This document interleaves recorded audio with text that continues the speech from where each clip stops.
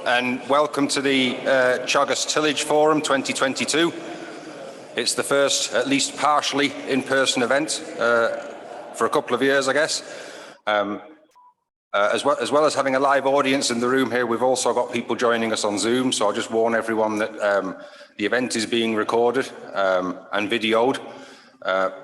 When we come to the question and answers at the end of each of the sessions, we'll take a mix of questions from the audience, and Dermot Forrestal's over here to the right. He'll be fielding questions that come in from the online audience. We're very tight for time, given that we're also broadcasting this. We've got to stick very strictly to time. So I'll be holding the speakers to time, and hopefully at the end of each session, we'll have 15 minutes for questions. For those of you in the room, I'm sure if you don't manage to ask a question, you'll be able to catch one of the speakers at the end if you're quick, before they go and jump in the car. Okay, so without further ado, I will move on, and I will welcome Cara McCaden from the Department of Agriculture, who's going to give us a brief overview of varieties for the coming season. Cara. Okay, thanks very much, John. I suppose I'm going to give a brief overview of the winter crop VCU trial results on the recommended list for 2023. We only have the winter barley and oilseed rape recommended lists available at the moment. I suppose I'm going to give a brief background on value for cultivation and use trials that we conduct in the department, how and why we do them, briefly deal with variety choice for the grower, and then go through the individual crops: winter oilseed rape, winter wheat, oats and barley. I suppose first off, in relation to the background for value for cultivation and use trials, there's legislative basis under Council Directive 2002-53 EC and 2003-90 EC. So those are the bases in which we conduct national list trials. Why conduct VCU trials in Ireland? This is a slide, a very good slide from an ISTA event a number of years ago. And the darker the blue, the heavier the rainfall. And you can see Ireland is very high rainfall there. The red arrows point to where the breeding companies are based, much drier climates and much bigger markets. So their primary focus is for those markets and not for Ireland. So it increases the importance of what we do in VCU trials.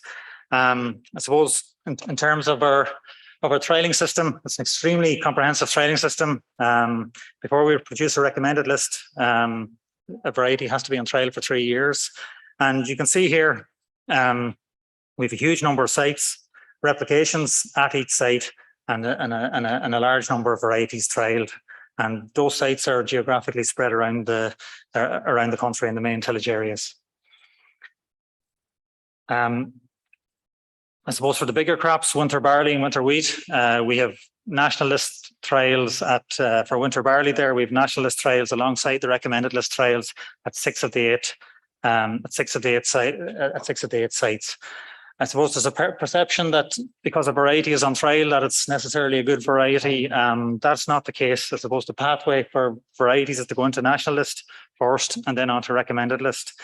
And if a picture painted 1,000 words, then this is it. A high nitrogen trial in winter wheat in 2021. If you can see on the left, you have a national list trial, which is the entry trial for varieties. And on the right is your recommended list trial. And you can see the degree of lodging in the national list trial on the left versus a very low degree of lodging in the recommended list trial on the right. Over the years, we have changed in response to industry needs. BYDV trial has been introduced, and the number of untreated replications has been increased in recent years. I suppose it's the only independent source of data on varieties in Ireland. The final output is a recommended list. There is a health warning with 1 and 2 year data, and except in the absence of any other data, it's useful, but there is a health warning with it, and the ultimate aim is to benefit the grower and the end user. So moving on, the older yields, the older traits that were of main importance were yield, agronomic traits, and grain quality. Those are still important traits, but as as we're moving on, varietal disease resistance is ever more important. I suppose against the background of a reduction in availability of plant protection products and the farm to fork strategy, where there are aims to reduce the use and risk of plant protection products by 50% by 2030. And I suppose in the years ahead, disease resistant ratings are going to become more and more important. So I suppose variety is a key role in IPM. You need to decide what crop. Once you decide on your crop, you decide on your variety, and you need to understand the specific farm challenges on your farm or in your area, and then look at the disease ratings on the recommended list to deal with those challenges. And I suppose an old message, but a simple one: no variety ticks all the boxes. You need to study the recommended list in detail and to tailor your variety decisions. Moving on to winter oilseed rape very quickly. The recommended list was produced in June of this year. There's 3 varieties on the recommended list: DK Expansion, Ambassador, and Aurelia. So as you can see, they're very high yielding varieties, and I'll deal with that in a bit more detail in a minute. With regards to the trial that was just harvested in 2022. You can see here the results of that trial. The varieties in green have been sown in the 2023 trial. The varieties in red are not continuing in trial. So I suppose interestingly, DK Expansion is down at 97 in 2022. Ambassador and Aurelia are at 102. It's probably one of the first times that they have passed out DK Expansion. I suppose interestingly, DK Expansion doesn't have a breeder claim of turnip yellow virus resistance, whereas Ambassador and Aurelia does. And I suppose moving on there, you can see at the bottom of the list, there's a lot of varieties there that performance hasn't been sufficient to warrant continued trailing. I suppose it's one good news story after another with oilseed rape, with high prices, but also in terms of yields. And the breeding companies have done an astonishing job in breeding new varieties. I suppose in 2012, in our VCU trials in the department, the average yield of the controls was 4 tonnes a hectare. It's now gone up to 6.1 tonnes a hectare. I suppose just quickly to deal with probably the reasons behind that, we've seen a massive improvement in lodging resistance in crops, despite an increase in plant height. We've seen probably across the board thicker stems. There's been breeder claims of an increase in pod shatter resistance, and certainly we've seen that in the trial. We don't see pod shatter in our trials to any extent anymore. There are also breeder claims of turnip yellow virus resistance and RLM7 resistance, which is foam and stem canker resistance. So again, we don't verify that in the department, but it may partly explain the significant increase in yields over the last number of years. Moving on to winter wheat, the recommended list will be due in the coming days. 16 varieties in the recommended list trial. We have 2 candidates, which are KWS Dawson and LG NIDA. You can see there on the right-hand side of the screen, the area of each variety and seed certification is there to see. As you can see, JB Diego, long-standing varieties down to 1%, probably near the end of its productive life. I suppose the 2 candidates, KWS Dawson and NIDA, it does look like Dawson is likely to be recommended. It doesn't look likely that LG NIDA will be recommended. I suppose Dawson was probably an upgrade on Costello there, and you can see Costello is in the it's in the parentage. So we move on to winter barley. I suppose the main message that we've seen in the trials this year is that the 6 rows have significantly outperformed the 2 rows. There's about 10-point difference in 6 rows versus the 2 rows. Very significant difference. I suppose moving on in relation to the BYDV Sorry, first of all, KWS Joyu and KWS Teagasc were provisionally recommended. They will be fully recommended. Bordeaux and Armadillo are candidates. They will be provisionally recommended. I'll just show you the list in a minute. Belmira will not be recommended. I suppose Joyu has an asterisk there by its side, which means it has BYDV tolerance. And if you look at the first year varieties in RL, there's 2 Nordic seed varieties there, beginning with NOS. They have 2 asterisks. Those have a breeder claim of BYDV resistance. So again, the picture paints 1,000 words. The Nordic seed variety on the left showing BYDV resistance. You can see on the right there, you can see the BYDV clearly, and KWS and Infinity, which doesn't have a breeder claim of BYDV tolerance or resistance. I suppose the recommended list: Pixel, KWS Cosmos and Valerie have been dropped. Joyo and Teagasc will be upgraded. Bordeaux, which is a 2-row, and Armadillo, which is a 6-row hybrid, are added as provisionally recommended varieties. Again, looking at their provisional results, I suppose what stands out there is the Armadillo score on Rinco resistance of 8, and very good on net blotch as well.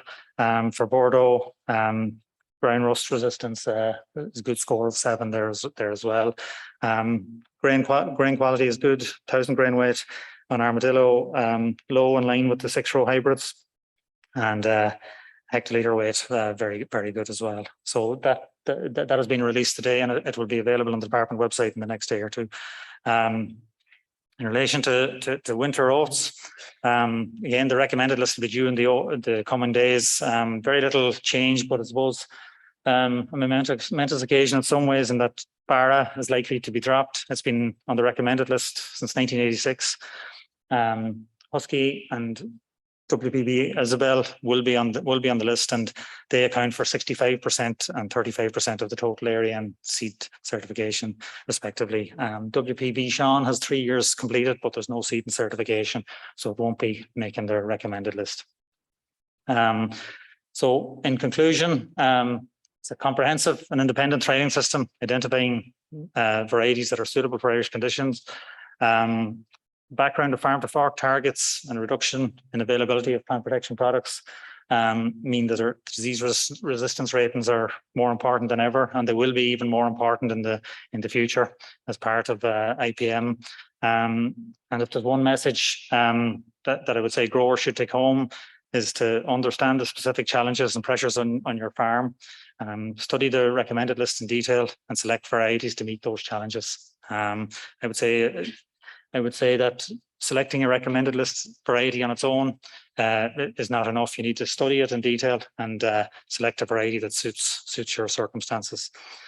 I suppose on that, just I'd like to acknowledge colleagues in Crop Policy Evaluation and Certification Division. I recently took over from John Joe Byrne two weeks ago. He was over this work and is responsible for a hell of a lot of this work. This year, Barry O'Neill on Wild Rape, Graham Byrne, Eleanor Gorman, Seamus Carney, the respective centres, technical industrial and admin staff within the division, and also the farmers who host trials. That's it from me. If you have any questions, I'll be happy to answer them.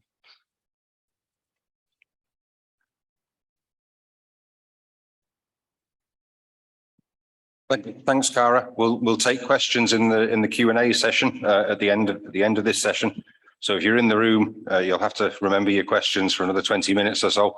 If you're watching online, you can obviously put the questions online, and we'll have those saved. So we'll move swiftly on to Michael Hennessy, who's going to give us an overview of agronomy issues for the coming season. Michael, thank you. Okay, well, I'm getting set up. It's great to have everybody here today, and great to see such a crowd coming out.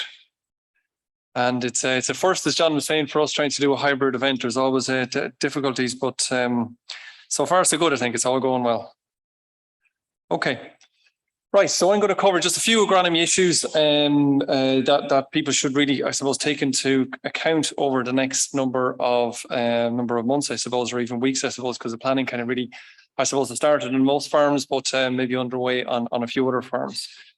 So in terms of just a small recap, just in terms of, I suppose, the crop that's gone out in terms of 2022, we all know it was a really good harvest, but look, if we're to look at some of the factors that contributed to that.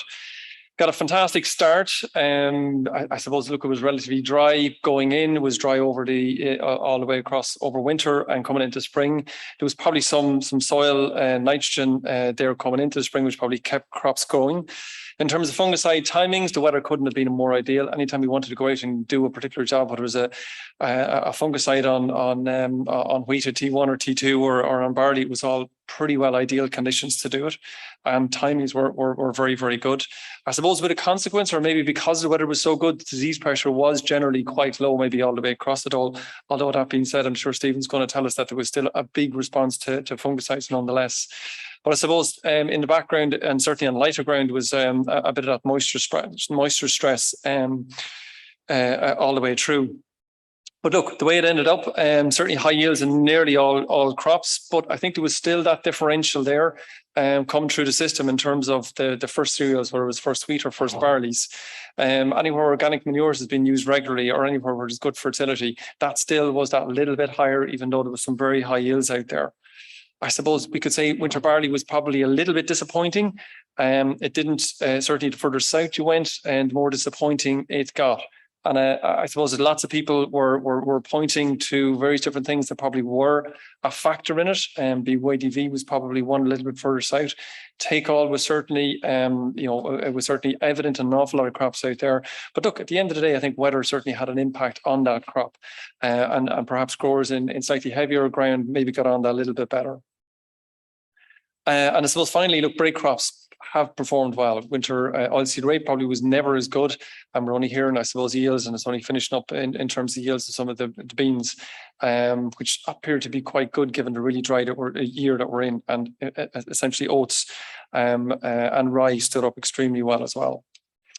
So I suppose just an issue to throw out, first of all, in terms of there's regulations, seems to be more regulations coming at us than we know what to do with. There's yet another one coming, and it's around the nitrates directive. We were all coping with the nitrates in terms of stubble cultivation and what that meant. But there is another rule in there as well, or something more coming into it, and it's around phosphate. And essentially what the rule, the most recent nitrates has in it that essentially all soils, all farms or all fields or all soils, if you like, must have a valid soil test. Okay, and if you don't have a valid soil test, it's assumed that soil is index 4. And if it's index 4, if you're on relatively normal pH, that means you have no phosphate requirement or no phosphate allowance, if you like, for that particular year. So in terms of a valid soil sample is anything taken from essentially from autumn 2020, so from those years up. And if you took a recent soil sample, anything that's taken in August and September, I believe, will be fine as well. But that's in it. So if you do get inspected, if you don't have the valid soil test, you could end up in a bit of hot water if you don't have it in there. I'm going to move on a little bit from that, and this is some work that was carried out by Louise McNamara. And this is from our aphid towers. You've heard a bit about our aphid towers, not only the open days, but some of the other online forums that we've had over the last little while. And these are some of the results. There's a good bit of information on that, but really the thing I suppose to notice really, I suppose, and this is the one from Cork, is that there's a small couple of little lines, might be kind of hard to see from the back of the room. There's a few small little lines in November all the way up until December. And what that's saying is there's aphids flying. If you remember, this is a 12-meter tall suction tower, so they're flying very high. So they really have to be going reasonably well. So that's a reflection of the weather we had all over winter, really warm temperatures. They tend to fly, or we think they tend to fly somewhere around 15 degrees. They don't like rain, they don't like too much wind. But that being said, they were still out there. So that was probably contributing a little bit to that BYDV. If you look at Carlo, and this is a little bit smaller because there's very little, the only thing to notice on here is there really is no flying here, no flight here.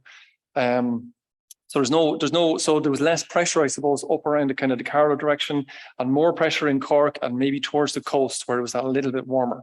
And I suppose that's the thing to kind of take into account. In any particular year, we have standard recommendations, but their standard recommendations are only as good as the year that they're actually in. They very much they look at the standard year, whereas we do have to change and twist a little bit where the year doesn't necessarily suit it. So in terms of some of the other research that Louise and our team have been doing, in where you have a very mild year like last year, and where normally speaking we expect by the end of October into early November, aphid flight generally will stop because it's gone too cold. They generally don't have wings, they generally don't fly. However, if it is very mild, and if you can't get in at that particular stage, what the research is showing is that getting in a little bit later than that, all the way up to December, will do the same job. Essentially, we're not saying not to go in November. Saying if you don't get that particular ideal situation, going that little bit later in milder years is the way to go. The other thing, and I suppose maybe a lot of people down in Cork, farmers down in Cork might be saying, geez, I thought I did everything I could, but there still seems to be not a BYDV. So maybe I'll spray more. Maybe that's the answer to it. But essentially what Louise is saying is, no, spraying more didn't bring anything more to the party. Get your timings right, and it's about as good as you can actually do. And there is a year effect after that. Okay, so essentially, this is, I suppose, essentially the recommendations, and they haven't changed. They're really no different this year than any other year, apart from the fact we do need to make that bit of an allowance for a very mild year. Essentially, try and avoid sowing too early. If you're sowing in October and it's your cereals are coming up somewhere around into the end of October, into early November, one application is going to be fine. And essentially the risk for BYDV after you get into November or November emerging cereals is very low, and control may not be needed.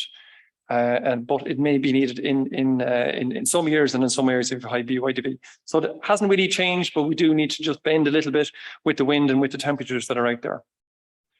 I'm going to move on just a little bit because, again, it was another issue there in terms of BYDV, and just a small little reminder as regards BYDV. And there's a number of different charts in this. And basically, the one in blue, the first one has a very high peak in it.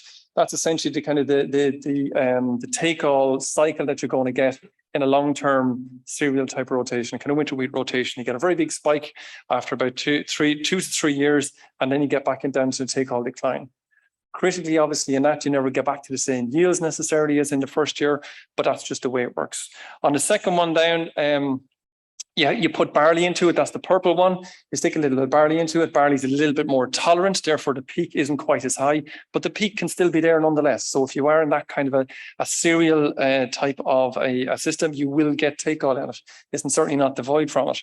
And the red one there, as you can see across in the years, is pretty much there's very low levels or lowest levels of take-all in it. But by the time, if you put back in winter wheat into kind of a spring cereal type rotation, you have every likelihood of getting that spike somewhere thereafter. Okay, so there's take-all basically in the system. So if we look at, and you can basically look at the kind of temperatures that are going to affect take-all in a year.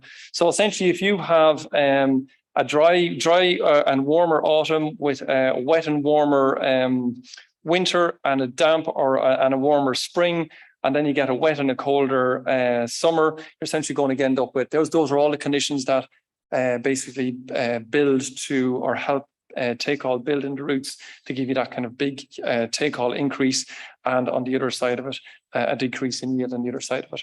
If we were to look at 2022, we hit a good few of those.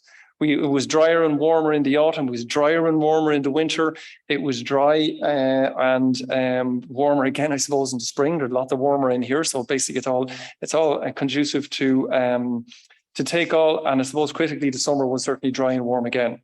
Now, I think for winter wheat, we probably got the rain at just about the right time.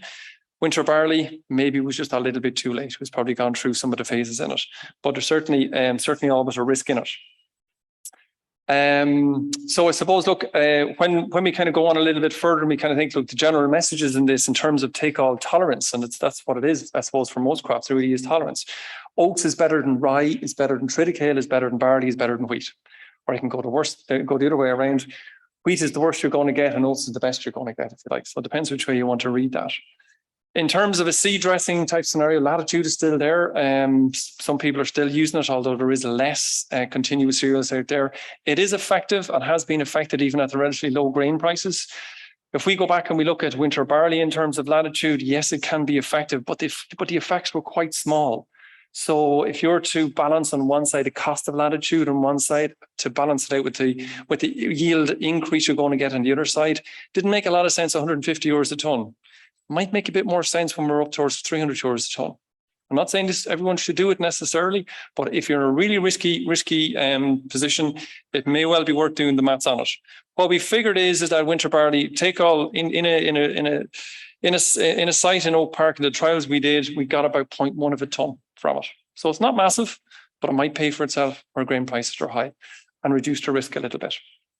Things that are also going to make a big difference in terms of spurring on take all is the likes of low fertility sites. If it's not growing well, it's obviously not going to do very well in terms of the take all. And obviously beware of some of these volunteer cereals that are coming through or grasses. They will carry some of the take all through.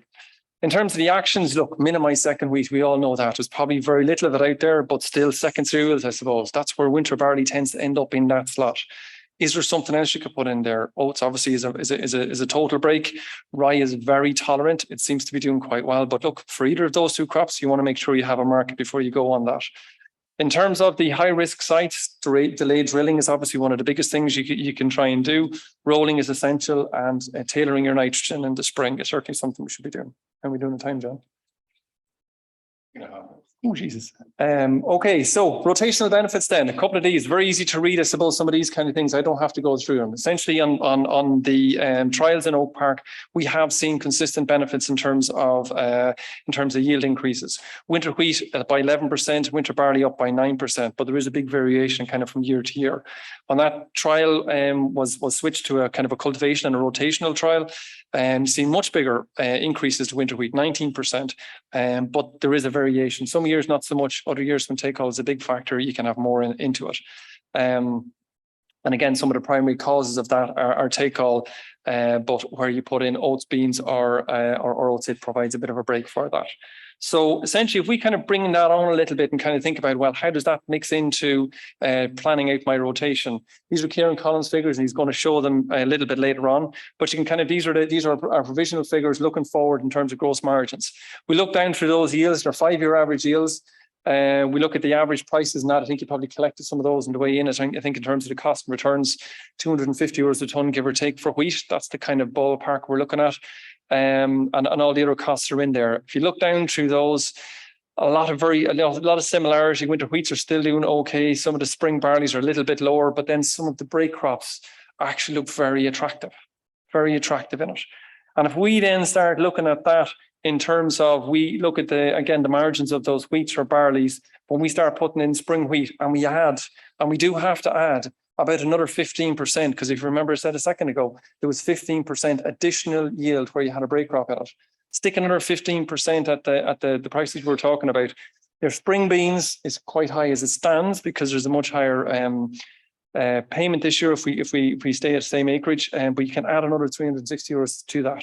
It's now starting to look even more attractive. So that's the thing. So it's not, you can't look at beans just in a year. You got to look at it over at least a 2-year period, or indeed oilseed rape as well. Second last trial here, there's our slide here. And again, this is with Stephen Kildea providing me some of this information, and Richie Hackett. In terms of cereal varieties and mixing varieties, there's a lot of talk about that. A lot of people were kind of interested in that and saying, oh, geez, there might be something in that.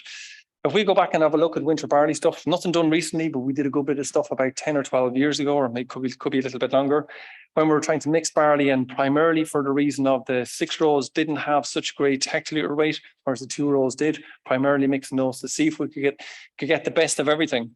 What it tended to shake out was the yield essentially was pretty much the same mixing it as putting them in straights. A high yielding variety was going to be higher yielding. Jesus, I better stop. So it's a similar scenario with wheat. We're only starting in this kind of research in terms of wheat, but essentially it's the same kind of thing, that there doesn't seem to be a huge difference in terms of putting mixes into it. However, Stephen does say there's more work on it, where you're in a scenario where you disease control when you're in a low input system and you're really trying to skimp on those fungicides, there might be something in it. But he does say that the disease profile, this could be an awful lot better if you had better disease profile on variety. So there's a bit more work to be done on that. So the parting messages is you need to work out those margins for yourself, and Kieran's going to come back to that. On your rotations, don't forget rotations. Just because there's huge costs out there, you got to consider the long-term future in terms of rotations. And look, there's opportunities in the grain markets. And finally, because I know I have to go, best of luck with the planting season coming through. Okay, thank you very much.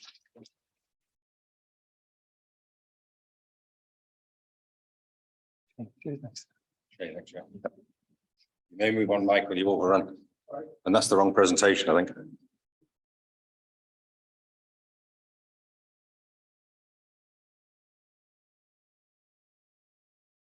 Okay. We've now got a couple of short presentations, the first of which my colleague Shay Phelan, who's going to launch a machinery sharing template, which for those of you considering sharing machinery, I'm sure will find very useful. Shay, straight over to you. Yeah, thanks, John. As John said, I'm just going to take you through this machinery sharing template that I've drafted with the help of a couple of colleagues over the last couple of years. And it is something that I suppose when we look at costs, and I was talking to some of the guys outside beforehand, and we're talking about fertilizer costs and those type of costs that we really don't have any control of. This is something that I think we can use to bring down our costs in terms of machinery. And I suppose when it comes to machinery, look, I'm the first to admit it's not for everybody. Some people can do it. More people just don't like that, not being in full control of their own destiny, if you like. But it is popular abroad. I visited places in France when we would have had a presentation here a number of years ago from a representative from Akuma in France, where it's standard practice out there. And likewise in Scotland, there are quite a number of machinery rings in Scotland where people share the machinery. They don't, this single ownership is not as common up there as it is here. And that said, there are some agreements here in Ireland. They are in place. There are informal agreements, and they've been drafted up kind of on the back of a matchbox, if you like. And I suppose that's no fault of the people who are actually doing it. There was very little guidance out there for people to do it. So it was kind of self-developed, if you like. And those agreements, like I said, were all drafted up by the participants who are actually given that or who were involved in that agreement. So this is an attempt to try and formalize that in a way. So before anybody even thinks about going down this route, like I say, it's not for everybody. There's a huge element of trust. For anybody that are involved in these agreements, you need to be comfortable with the person you're working for. And that isn't always the person next door to you. It might be somebody that you mightn't have thought of. And there is always some sort of compromise. So, and oftentimes, and I think it was asked here when we had the representative from the Kuma, who gets to harvest what and who gets to harvest it first, and those type of things. So there are compromises that you're going to have to deal with when you do, and if you do go down this route. They are for a defined period. Okay, so you try and draft them up, and in the document here you can set time limits for how long that machine or the set of machinery that you're going to use or buy or whatever it is. You can set whether it be a 5 or 7 or 10 year period. I'm aware of agreements like this that are going on 30, 40, 50 years. Okay, they've gone from first generation to second generation, so they don't have to be just short-term arrangements either. But there will be an endpoint. Okay, and that's one thing that you have to look at. These things do come to a finite point at some stage, and you have to be able to deal with that. And that's part of what we're trying to deal with in the document here as well. How do you set up the parties that there isn't just a complete fallout when the thing happens to come to a natural end? And the other thing I suppose that we kind of have to look at, it doesn't have to be just between two parties. I'm aware of, and I've been looking at agreements where there's been 3, 4, 5 parties involved. Okay, so there are different groupings that come together, and there are different types of ownership models as well.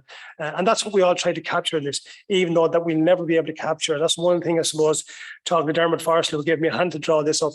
We'll never ever capture every type of scenario that's involved or that's available out there in this, but still we're trying to give some sort of guidance. So why should we share machinery? And I suppose that's something you have to logically look at in your own head. Is it cost? Is cost you're driving is your main point? Is that why you're really looking to share machinery? Can you get access to it? Do you want better quality machinery and you just can't afford it? We did a survey back in 2018 about machinery costs on tillage farms in Ireland, okay? And I think I presented these figures at that conference where the guy from the Coombe was talking. At that stage, we were looking at €343 per hectare on average was just your machinery cost, okay? That didn't include labour, didn't include anything like that. And what was scary about those figures at that time was that 14% of people we surveyed at that time were paying more for their machinery than they would have cost them to hire a contractor, okay? So, and we know where machinery prices have gone since then. It's actually got even worse, okay? One of the other rationales, I suppose, for machinery sharing, is something that came across very clearly when I was in Scotland, was labour. That a lot of us, especially the medium-sized or small-sized tillage farms, are single-unit farmers, okay? So we're trying to do everything ourselves. And that was one thing that I got from a guy who's involved in a machinery sharing situation, who's a part-time farmer. And he just said, it's great to have somebody else in the field with you, working with you. That's a bit camaraderie, a bit companionship, and so on. And I thought it was something very, very interesting, something that you wouldn't necessarily think about. And he was making the point that normally he'd plough, have to drop off the plough off the tractor, go get the drill, drop the drill off the tractor, then come back and roll again and stuff like that. It was all extra work, but when he had somebody else doing it there, it was just nice to have somebody else in the field, like the two guys down here, actually working side by side in the field. And that was something that didn't hit me at the time. And you know, when you get better equipment, you have more efficiencies, you get better timeliness, all that type of thing as well, once you plan it in. And I suppose the other thing that we're finding too, I know TAMS is a big help, but we have a significant, you can get access to more and better technology there, because a lot of this stuff is going onto the machines anyway with an extra cost. So just to give you a quick outline of the template, it is a legal document. We've got the assistance of a solicitor to draft this up, but it's not our document, it's your document, okay? So if you decide to go down and use this agreement, it's your document. You use it for your use, and you amend it what way you see fit. It can be, as I say, it can be either a definitive document, and you can stick to the pages that are in and fill in all the boxes, or you can use it to generate a discussion and use it as a guideline. And it can help to draft out one of those big areas about machine use, who gets to use what and when, and you can use the template to do that as well. So just give you a quick picture of what it's like. The first 2 pages over here just describing the people who are involved in it. So the picture on your left, my right, is your ownership. So as you see here, there can be numbers of owners. It doesn't have to be 1 or 2. And on your right here, you have the machine details. So you put in all the details there. That said, there's not that many pages that you have to fill in like that. It's actually quite short. So what else does a template do? Template will give you guidance on purchasing. So the details and the ownership, who owns what shares of the machine, and how that's paid for, how it's financed, depreciation schedule, and facilitation. And that's the big one, I suppose, that probably we're not familiar with. If there's a dispute, how do we facilitate dispute? So it kind of gets us to maybe get in a facilitator in that scenario. And other things like booking procedures, storage, insurance, tax, all that type of thing. They're all included in this as well. So I have a copy of it here. I have a very limited number of it. It is free to access online, so it'll be on our website. It's actually on our website today. So if you go onto that, if anybody sees it there, the link at the bottom of the screen there, it is available, or it'll be available in all our offices. So all our advisors will have a copy of it as well. So I didn't do this on my own bat, and I don't claim responsibility or credit for whichever you might be. There's a list of people who gave me huge amount of help in drafting this up over the last number of years, and I want to sincerely thank them on your behalf for getting this over the line. So I leave it at that, John, if that's okay with you. Yeah. All right. Thanks very much. And just if anybody wants to ask me about it afterwards, I have copies.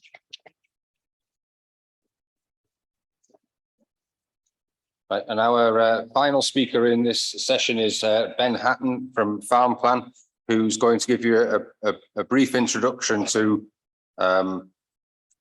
digital recording of particularly of tillage inputs, which is something that we're trying to promote currently, or my colleagues in the advisory service are trying to promote currently. Ben, I'll leave it to you. I'm sure you're more computer capable than I am. We'll find out. Excellent. Good afternoon, everyone. Thank you very much. Nice to see some new faces and a few familiar ones. So I'm just going to spend a few minutes just stepping through this this slide deck for reference. And to start with, just to give you a bit of background in terms of this partnership that we're talking about here. It's really about a collaboration between Teagasc and us as farm planners, a software provider, really to sort of help farmers out in Ireland. And we've got a really good product that we can help to deliver and sort of move forward with that agenda of trying to make sure that digital recording is accessible, easy to use, but also addressing key requirements on farm. And there's a few details you can see there on the screen, but really the most important thing to stress is that it's a cloud-based system. It's designed specifically to work for Irish tillage farmers, and it also brings together some other competencies and support in the business. So if you get up and running with it, if it's a viable choice for you, then you'll have some hand-holding from the farm plan support team. And that's really important for many of our customers as they're trying to use a system, get onboarded, adopt it, and get the great value out of it that it can deliver. So the product itself, Gatekeeper Cloud. Cloud speaks for itself, and I mentioned that just now. And really, it's designed to address the core requirement of bringing field and farm records together on a farm. Sounds obvious, but quite often we find that spreadsheets, notebooks, or perhaps other systems are in play. This system is designed to put the control in the hands of the farmer to say, look, I've got the information I need to start moving my compliance requirements forward, demonstrating traceability, but also to start speeding up some of the processes on farm in terms of data collection, and most importantly, to work and integrate with advisors as well. Okay, so a few features I started to touch on just then, but really this is about making sure that you've got control at the hands of the farmer themselves. This is about making sure that if you're putting the information together for your farm records, that you can get that back out in terms of reports, whether that's reporting on what's happened, if you get inspected, understanding the cost analysis against a field, a farm, a crop or variety, and to start making sure that you've got the information to support any other decisions that you're making on farm. Quite often we see that farmers start off with just a key need. Okay, I really need to bring my records together. Revisiting that 2 or 3 years later, they can say, well, actually, I'm doing that, but also I'm able to make informed decisions about how I'm managing the farm, areas of the field, and other options that are available to me in my processes. And that's really exciting to be able to see that involvement through the customer. I would stress, though, little steps. Make sure that you get the basics right, the fundamental core of detailed information, and from there, it sets off a really good foundation for better success. So a few screenshots here just to sort of bring some of those points to life. And we've got a screenshot of the landing page there. So being cloud-based, it's device agnostic. It's optimized to run on a laptop or a tablet, but alongside that, every license actually has a smartphone application as well. So you can do recording in the field. You can set up and manage all of the tasks yourself as a farmer. And as I touched on, you can also import and work with advisors who are sending you digital recommendations through their system on Gatekeeper as well. We've got simple overviews, so it presents and shows you how your crops are being set up and the varieties and the percentage of those on farms. We've got task management functions as well, so you can understand what jobs are to do today, what's in progress. And of course, you've got some weather outlooks as well, which are sometimes helpful, sometimes not. And most importantly, in the bottom of the corner there, bottom right, all of our customers have access to support services, whether that's directly in the program, through a telephone support team, or other electronic learning functions as well. We're really keen that we make sure that customers get the most out of that system, whatever it is, depending on their specific requirements. However, as you can see, field and cropping planner, understanding what you've got in your rotation. You don't have to crop those fields every year if you've got different fields coming in and out of the rotation on farm. But once you set that information up, it gives you a starting point to manage your farm year on year.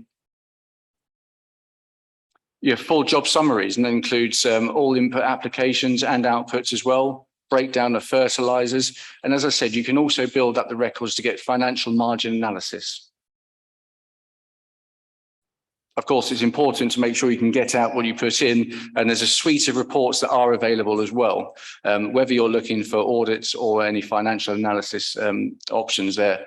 And there's a couple of examples just on the screen, just showing you those reports that can be printed out or emailed to other stakeholders involved with your farm business. And last screenshot here, just on stock management and products. And an important point is that if you're setting up your products on farm, and especially your crop protection products, it will align those with an official PCS number as well. So we've got the extra database working behind the scenes to ensure that if you're setting those products up, they are set up alongside the official register. You can set as many of these products up as you want to. And of course, if you're working with an advisor, sharing recommendations, that helps build up the system too. Okay, so onto some of the costing side of it, because obviously there's a license cost associated with it. What we're looking at here is approximately a €490 a year license cost for the software itself. However, what we're really pleased to be offering as part of this partnership with Teagasc is an introductory offer, so that 50% off farmers who are looking to sign up and get on board with the product. And there's a sliding scale over a term of an agreement to make sure that it's cost effective for you while you're setting the system up, moving forward, and able to demonstrate the value out of the product. If you're looking to find out a little bit more, then Farm Plan as a business, we have a website, but we also have a number of enrolment forms that we'll be providing through to the advisors as well. So really, this is about a conversation with the advisor. However, if there's any questions that farmers may have about exactly what this will do for me, or is there anything else I need to ask, or anything else particular about the sign-up process, then by all means you can come back to Farm Plan directly. But this form, once it's completed and submitted back to us, this then starts the process where we can engage with you as an end customer, really understand your needs, and move you forward with your crop recording journey, if that's appropriate, which I sincerely hope it is. With that, I'll draw to a close. And thank you.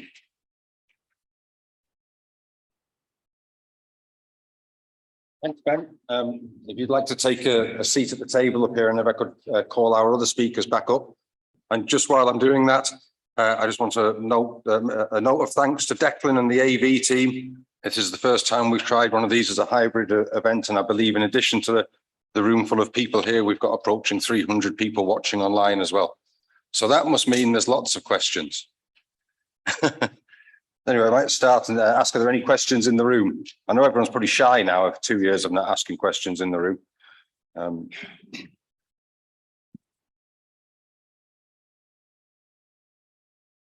sorry, there's a question down here, yeah. Someone will bring you a microphone. Does it work? It works, thank you. It just strikes me, looking at your costings, and I've only done a simple, almost back of the envelope calculation on spring barley. The fertilizers are down per hectare at 713, and other, shall we say, discretionary inputs at 86, 106, 7, 75, and 36, adding up to 1,023. There's a price taken as being 240 a ton, and just to save the mathematics and the decimal points, let's call that roughly 4 tons per hectare of cost. And the break-even figure is given at 6.6 tons, which I agree with. But if you strip out the costs of fertilizers and chemicals and their application, putting them on, that is, then the break-even point is 2.6 tons per hectare.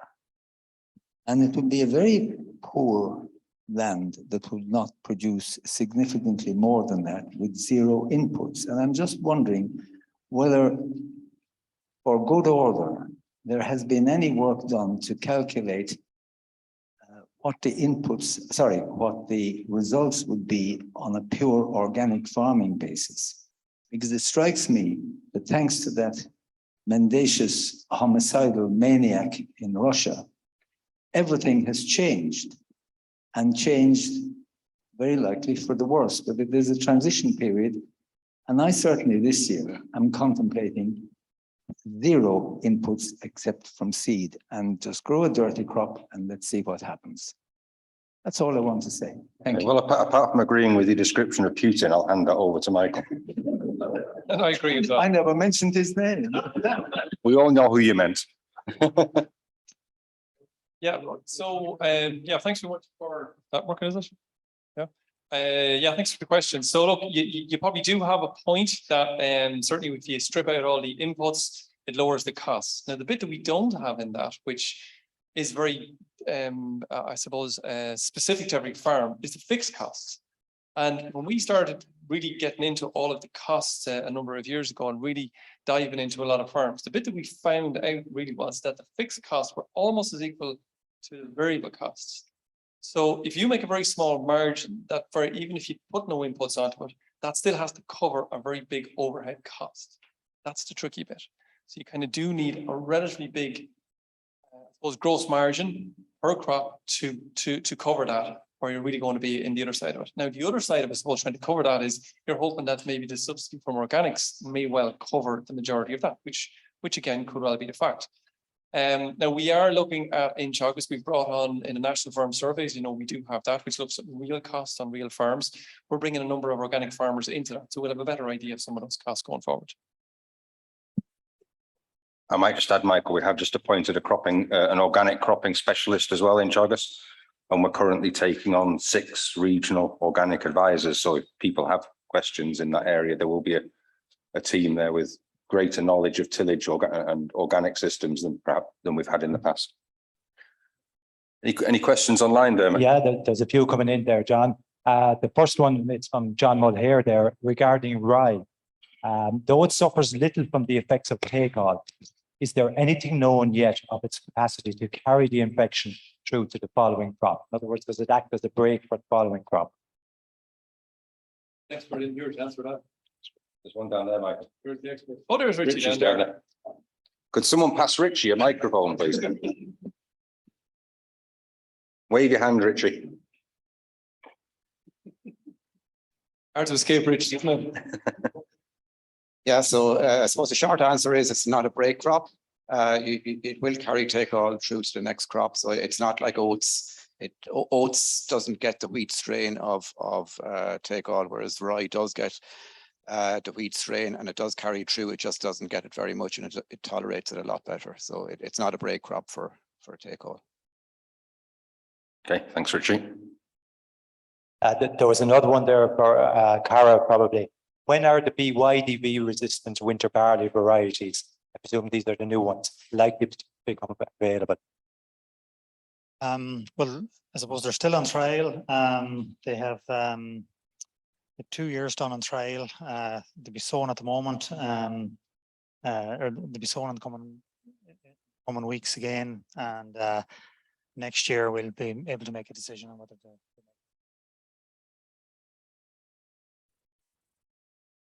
Question down. We got a microphone. Oh, a question at the back. Sorry, and then there's one in the middle here as well. Another question there for Cara. You made a comment that the 6 rows did particularly well in the winter barley trials this year over the 2 rows.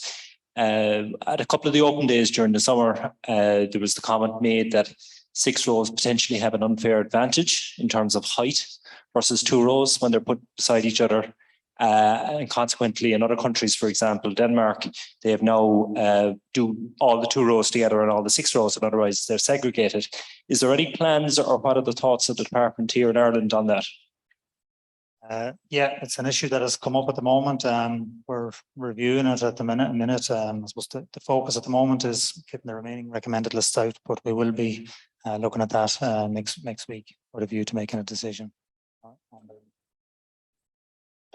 Okay, thanks, Cara. And there was another question here from the audience. Yeah, sorry, just any comment on the cost effectiveness of seed dressings? Are you seed referring to the latitude that Michael was talking about, or seed dressings in general? Okay.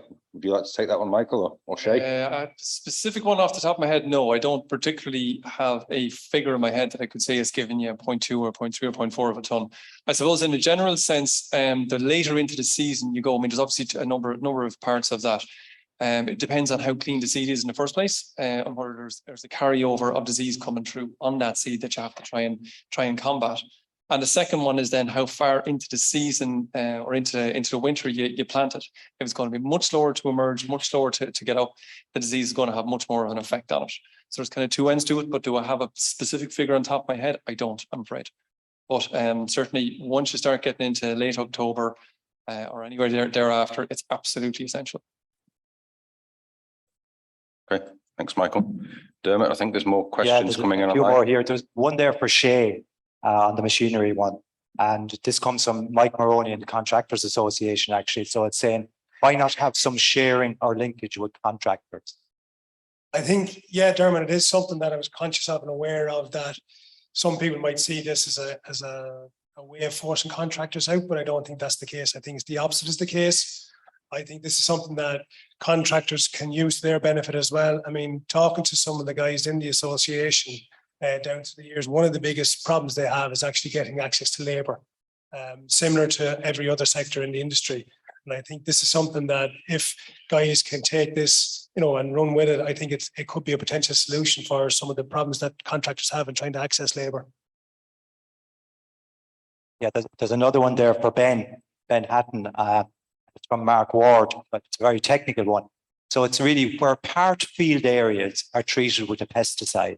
This is like variable rate application. Can gatekeeper accept this GPS application file for record keeping? And can this be presented at the end of the year field traceability report? The answer is it can. Perhaps the Gatekeeper Cloud product isn't quite the product that would satisfy that intricacies with precision farming and spatial management of inputs. We do have products in the range that would cover that, so happy to sort of discuss that. But with the cloud product, it's designed to be very much a simple cloud recording system for the core client compliance requirements. Okay, thanks, Ben. Right. At index 4, is it ever beneficial to apply P and K to cereals? It's probably only one particular area where it probably is, and that's index 4 for phosphate, where the pH is quite high. And there's a specific allowance for that. So you can put on 20 kgs if your pH is above 7. So that probably would be relatively worthwhile doing that. But you do need to, I suppose, bear in mind that at that kind of level of pH that the phosphate can be absorbed back into soil or bound back into soil relatively quickly. So you need to.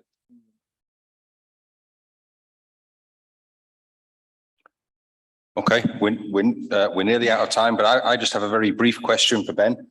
Ben, with the gatekeeper, can your advisor put your recommendations onto the system? You just have them there and click them on your phone or something to say you've done it, rather than having to go in and record things yourselves? So it works in two ways, actually. The cloud system is autonomous, so it can just be run on farm by the farmer, creating jobs or recording what's happened. The interaction with the advisor, if they're using their gatekeeper system, means that recommendations can flow across from the advisory system into Gatekeeper Cloud. In other scenarios, we have customers actually where you have the cloud system set up on farm, and actually the access is provided to the advisor or to anyone else on that farm to help drive the recording processes. But the key thing is it helps build up those farm records on the farm.